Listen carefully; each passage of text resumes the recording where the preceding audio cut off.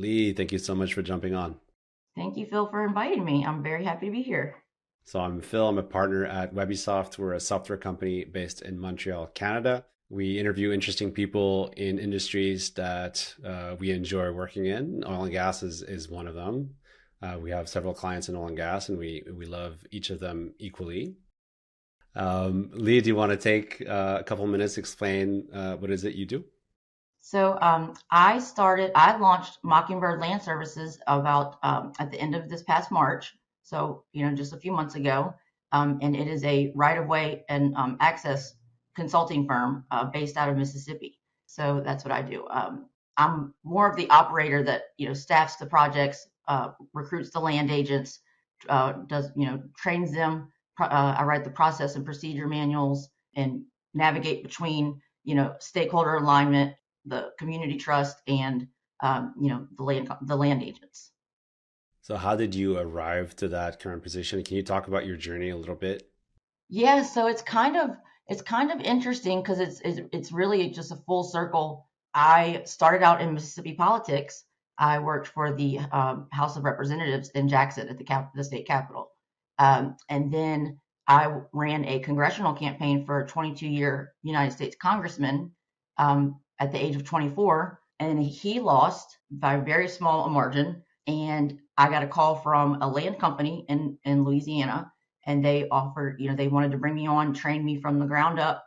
And so I basically, for the better part of 10 years, helped scale organizations, from anywhere from 90 to 350 employees. Oh, wow. Um, I had done it for a couple of different firms, and then I decided to make a change, and I had these nuclear power engineers, all from different branches of the military, offer to bring me on to do safety training, so human and organizational performance in the energy sector. They wanted me to bring the energy sector to, any kind of, behavioral change, error reduction.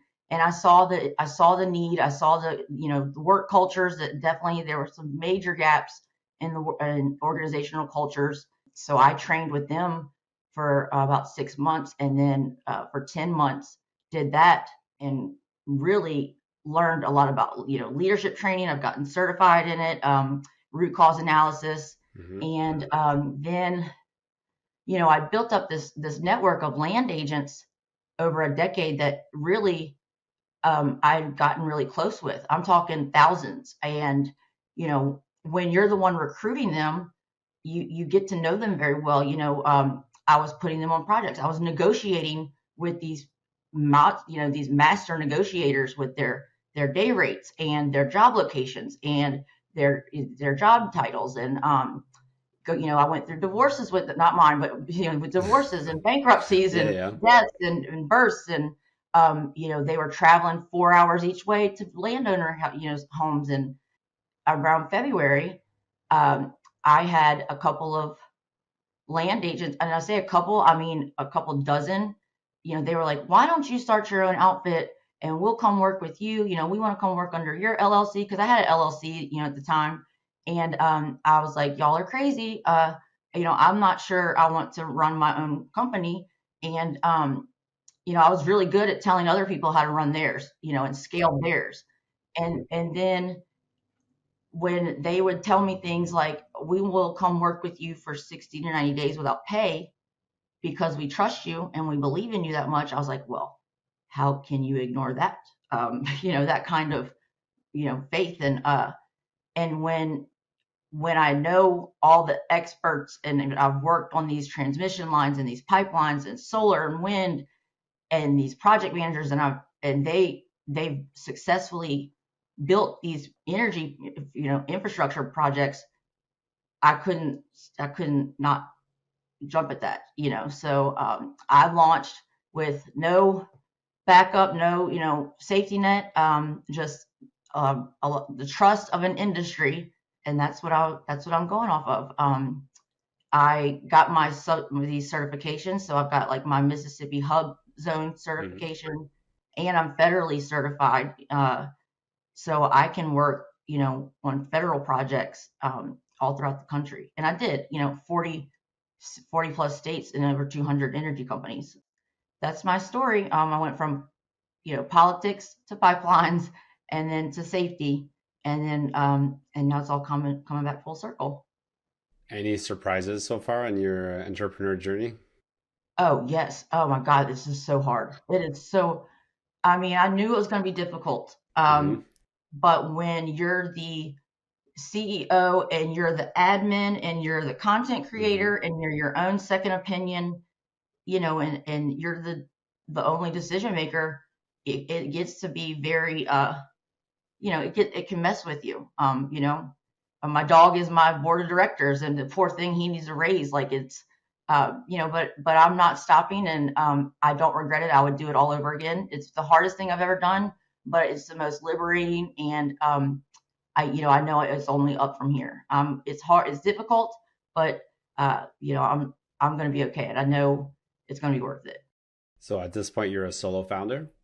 Yes, I'm a solo founder. I've had venture capitalists and investors reach out. I've had other land outfits, offer me joint ventures. Hmm.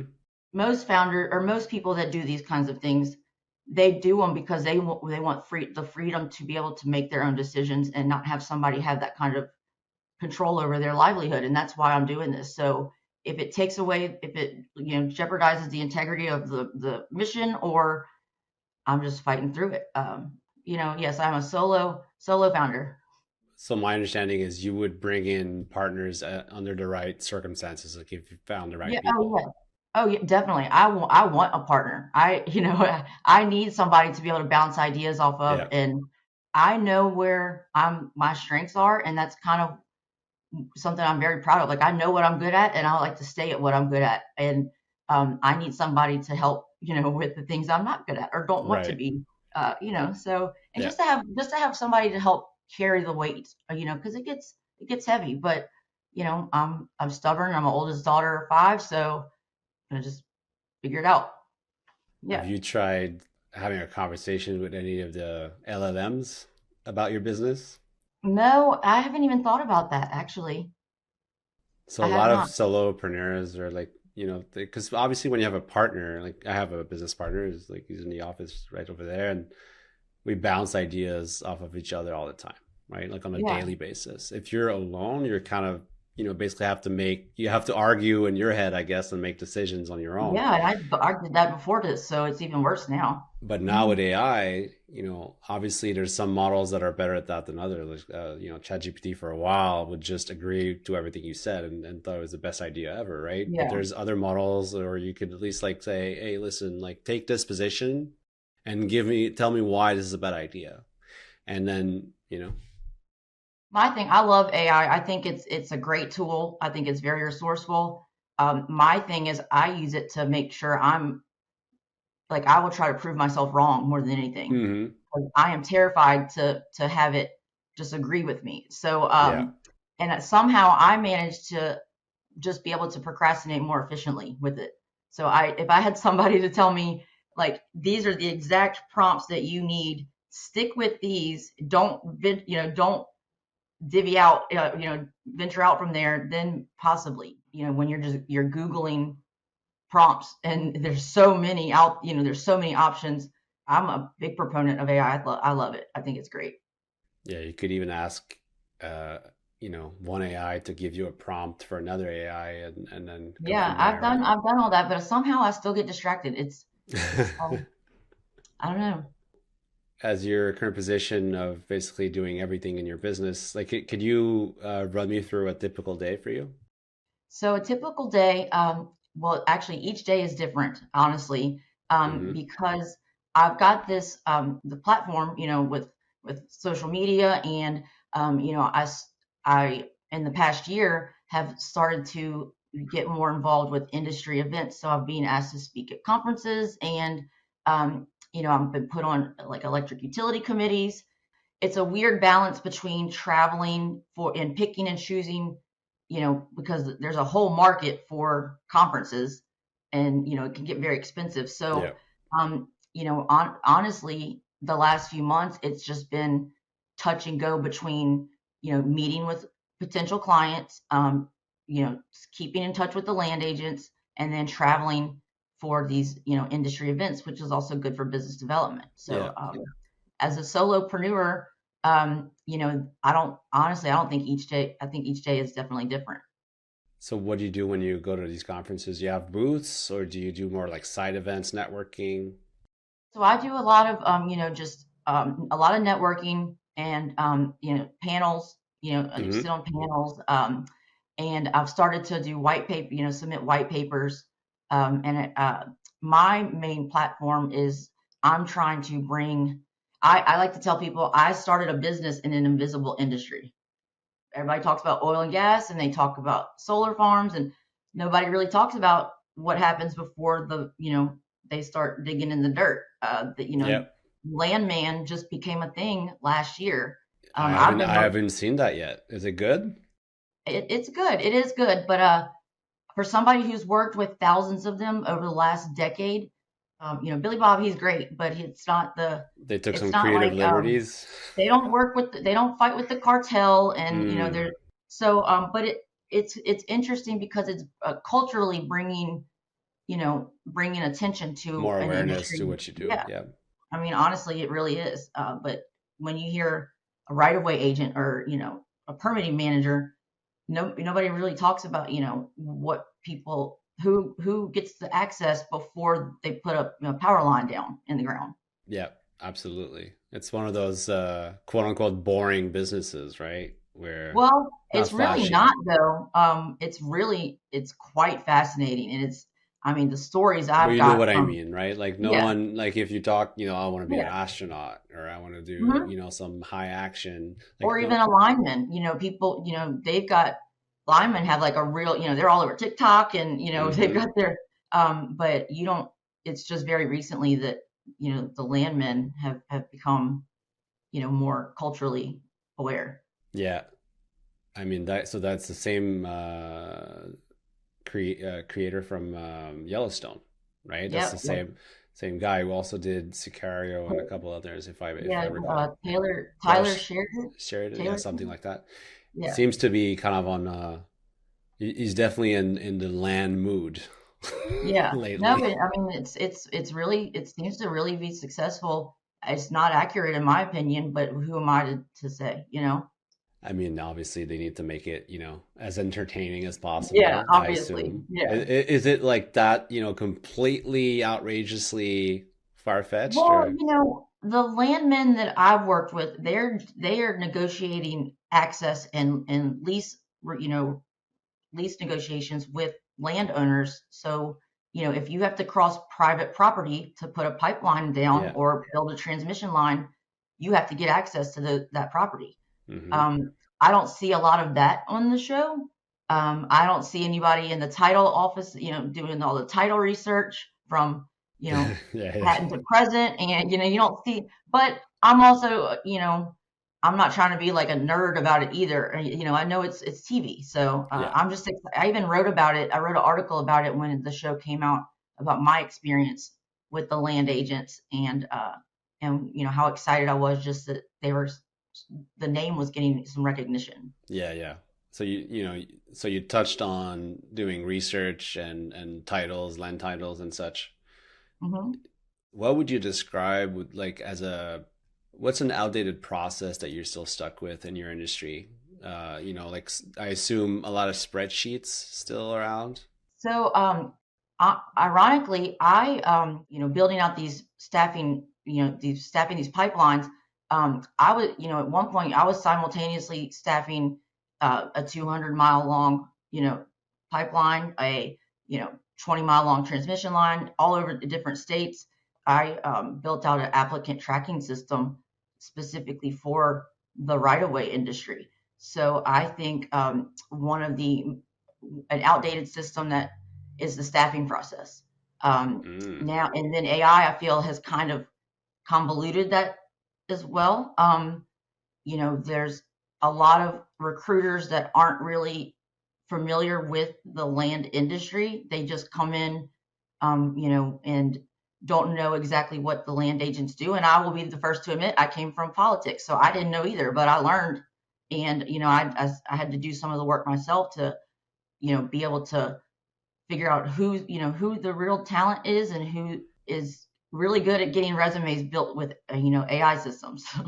um, is that answer your question? Yeah, I mean, so, and when you say you built an ATS, like, Mhm. did you take something that already existed and then customize it a little bit No, for no. yours? So it started out, in a like spreadsheet, in like a Okay. spreadsheet. Yeah. I was because you're trying to keep these records. So it was like got up to like 6,000 land professionals, anywhere from data document specialists to admins to permit managers, and Hmm. some of them could do acquisition title. Some of them could do it in oil and gas. Some could do it in solar. Some could do it in minerals. So it was really just learning how to sufficiently record their experience so you could put them on future projects. Some you need you need real estate licenses in certain states to purchase right of way, and so I would try to you keep track of that, so you could, if say California called and they needed a pipeline built, you have to have California real estate agents with land experience to do that, and that's several states. So it would streamline that process, Yeah. and then also it would help with if they were underperforming, if they did something that was unacceptable, or if they were exceptionally talented professionals, you would know who to call, and that's kind of why I think that's really what I'm banking on with my company is knowing how to differentiate between that and knowing who to call and who not to call. Yeah. So a lot of fake it till you make it in your industry, you would say, for recruiting. Yeah, definitely. And then also, there's a really big gap with training. A lot of land professionals, they got to where they are because they were shadowing people. Mm. Um, they were shadowing them on projects like out in the field and in the courthouses running title. Well, now a lot of things went remote, and a lot you don't go to the courthouses near as much, and people aren't as willing to help as much anymore. I've noticed. COVID kind of made everybody a little more isolated. There's a lot of Amongst conversations other going. things. Yeah, yeah. So there's a lot of conversations about how to how do we bring on the next generation of land professionals, and then what are we going to do to train them, because you can't just shadow people in courthouses like you used to be able to.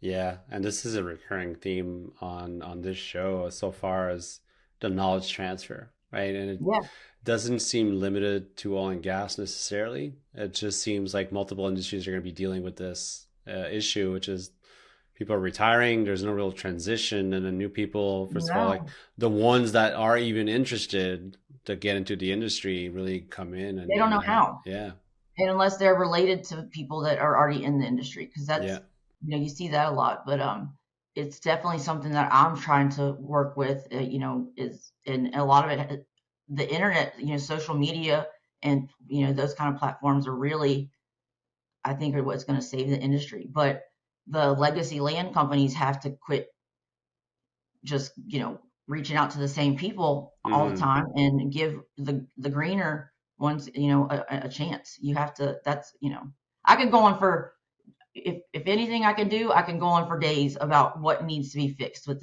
with the industry. And I know it's not just this industry, but there's definitely a lot of work to be done. Well, so you're on the right show to talk about this. Yeah, great. Because Perfect. Y'all did great. Like, fine. Like, I'm really excited. What's my next time? well, we're gonna do like a five-parter, but for today, Yeah.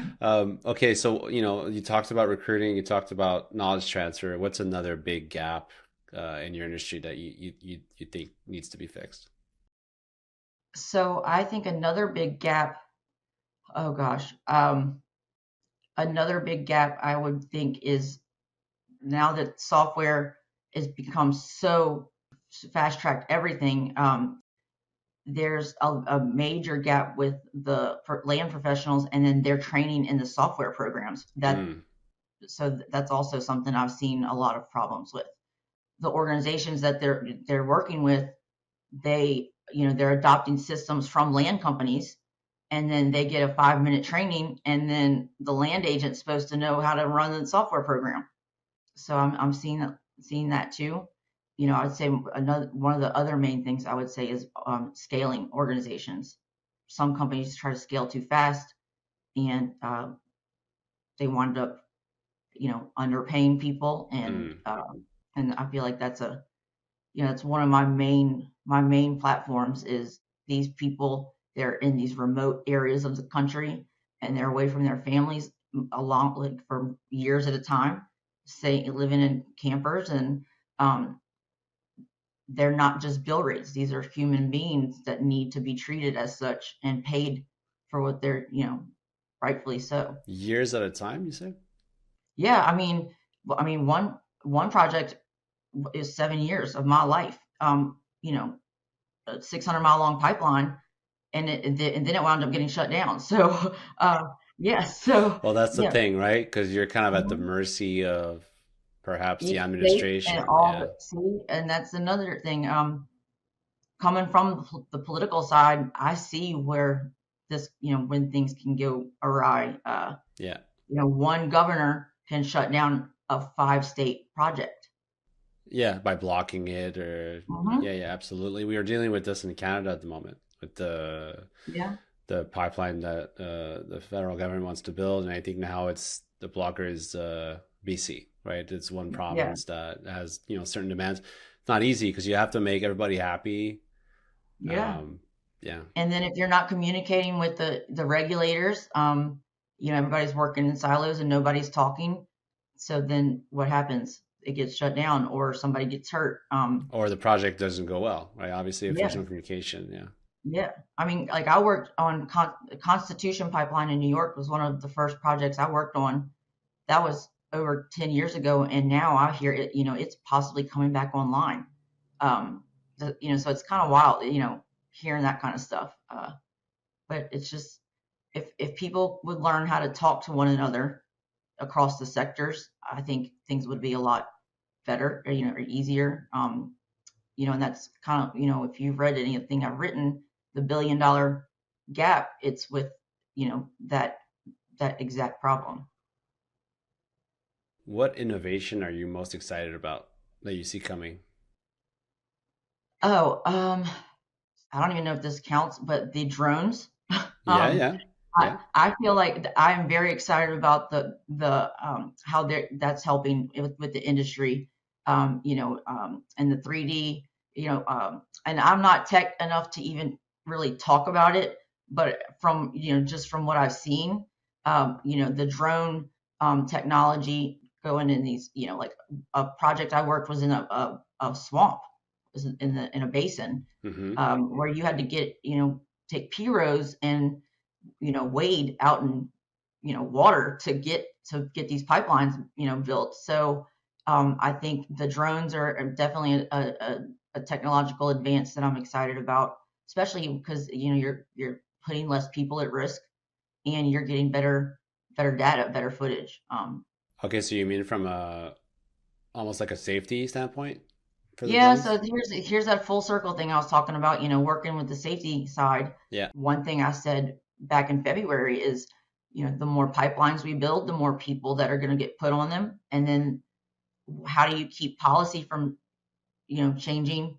If somebody gets hurt, what happens? yeah, They immediately try to shut down the project and, politically. So how do yeah. we Because it's stop bad that is, press. Yeah. yeah. So how do we stop that? Is you bring in tools and innovations such as the drones or other options to keep those in people from getting hurt. Do you think a pipeline construction could ever be like fully automated? No humans involved? No, absolutely not. I don't even think people talk about how AI is going to wipe out recruiting. I would love to And see and humans potentially. yeah, right. And I would love to see an AI platform negotiate pay rates with these land agents. Like, please, like, let me see how somebody's. I would love to see that. I might be, speaking out of turn, but these people, they can talk you into, selling your property, and then they wind up getting invited back to their birthday parties and wedding anniversaries. Like, they become friends with these people, and they're the negotiators of negotiators. So you better have a really sophisticated recruiter on that AI platform if you think you're going to just be able to negotiate that way. What makes them so good at negotiation, in your opinion? They it's a really it's a skill. I don't think I think you're born with it. Mm-hmm.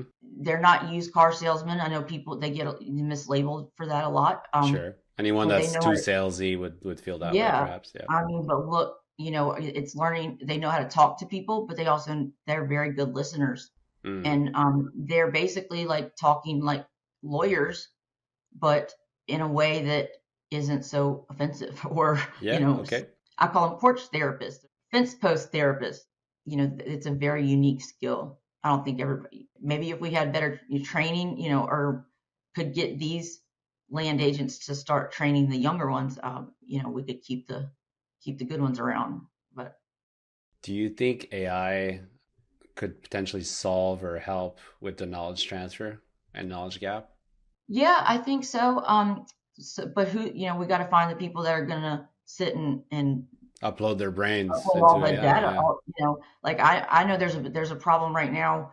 I know people that are working for other land companies that are having to sign waivers where, like, if they put any information into an AI system that's not licensed through Mm-hmm. that Yep. company, they get fired. Yep.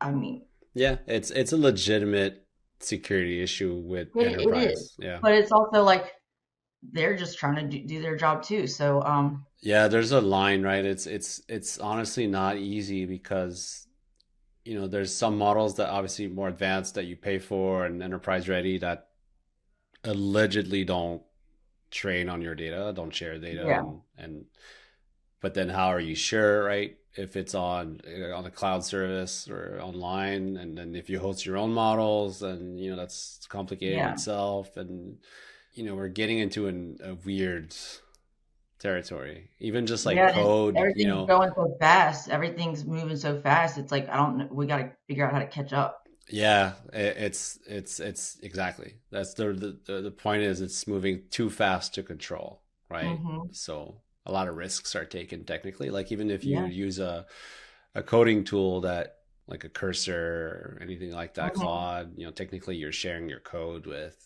this Yeah. company, right? And so I talk to all of them. I like using all of them for different, reasons. So Mm-hmm. I will use all of the different platforms to prove myself wrong or prove myself right. So So how does that work? So give me a flow example. oh, float. I don't have one. I just I will, I'll write something and then I'll run it through like ChatGPT, and Mm-hmm. I'll go to Claude and I'll say, "Hey, analyze this article. Tell me what, I don't even know how to explain it. No, I get it. It makes But sense. I like to see the different The different variations. perceptions and Yeah. opinions because they all have what they're all good at different things for sure. Yeah. Apparently Google at the moment is killing it. I haven't tried Gemini I don't 3 even so use far, Google. but yeah, I don't really use that. That's probably my least favorite is Gemini. apparently it's the best at the moment. That's Oh, what well, I'll have everybody to try tells it me. again. Yeah, But and see, Nano when Banana like, Pro also is really good for image see, I need to creation. talk to you offline because I need to know these things. But see, I feel like I've spent so much time putting data into like ChatGPT. That was one thing I learned very early on from, a land agent who's very sophisticated in that in the AI world. It's more about how much you feed it than, how much it feeds you. Oh, And I talking, mean, so the results you're going to get are as good as the prompt that you mhm, give it, and right? learning to So, yeah. talk to it like a 4-year-old. I learned that when I figured that out, I was like, it was a whole game changer. Well, like it's only going to be as good as the data that you Hmm. provide it. I know we're coming up on time. I want to be mindful of your day as a busy entrepreneur. My Yeah. last question to you would be if you could magically fix anything in your industry, what would it be? The one thing. If I could magically fix, um, I think it would be, oh gosh, I don't know. I don't, that's a loaded question. I think it would Yeah. probably be, and this isn't an age thing, but I'm a 37-year-old female who's worked with over, 200 energy companies. When you've done it for all these other under all these other banners, it gets very tricky to try to explain to people like, hey, I did this for you. Now, like, give me that, I don't know. It's a weird spot to be in because, like, you've done the work and you know what you're capable of. But, I'm just at that age where people are taking me seriously. And, like, I now have the credibility to, to be able to do, you know what I mean? Like, in my 20s, nobody listened. But now I'm just in that area where people can see, I don't know if that makes any sense. I'm not sure. Yeah. I'm trying to make sense of it. Like when you've done the work for different companies and you've done it for them, getting these clients that you've worked with to give you that shot. Oh, I see. Okay. Okay, so what you would change if you could change anything would be that people would look at your track record and that be enough, essentially. Well, yeah, well, that and who you are as a person. Honestly, Hmm. I started a business in this industry because of trust, because these people trust me, and Hmm. that's something you can't buy, and it's something you can't fake. So I think that should be something that we look at more than anything, more than age, more than gender, more than location. Sure. Thank you so much for jumping on. This was great. No, yeah, it was awesome. I really appreciated it, and let me know if you want. I can come back for more. Just Again, this is at least a trilogy, I'm sure. oh, awesome. Love trilogies.